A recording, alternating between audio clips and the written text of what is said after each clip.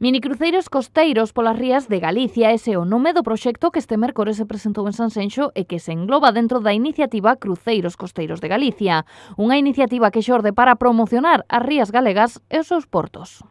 Non debemos de dejar de esforzarnos en ser capaces de poner en valor lo que tenemos, que es que 365 días al año nuestras rías pueden ser navegables.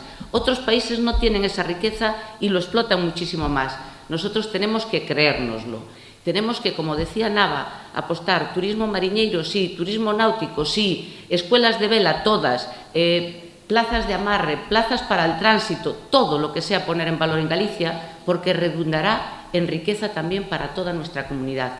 Este proxecto está impulsado pola Xunta de Galicia a través de Portos de Galicia en colaboración con Turismo de Galicia e a Asociación de Actividades Náuticas, toda unha oportunidade para promocionar os portos e a costa galega, como sinalou a directora de Turismo de Galicia, Nava Castro. Cualquier persona que sale de Galicia y hace un viaje, pues siempre tiene ese crucero al que puede optar, ¿no? Y nos faltaba el poner en valor nuestras rías que nos identifican muchísimo, las rías que dan trabajo a miles y a miles de familias mariñeiras, y aquí lo que se estaba combinando pues era ese turismo náutico con el turismo mariñeiro, y que por ello cuando nos lo presentaron dijimos, por supuesto, vamos a hacerlo. 4 propostas e 6 itinerarios diferentes constitúen oferta para este 2017-2018. Importantísimo descubrir todos los tesoros que ofrece nuestra región, Galicia, y por supuesto también pues poner en valor la Traslatio, que el Camino de Santiago pues es el producto que nos posiciona internacionalmente en cualquier parte del mundo,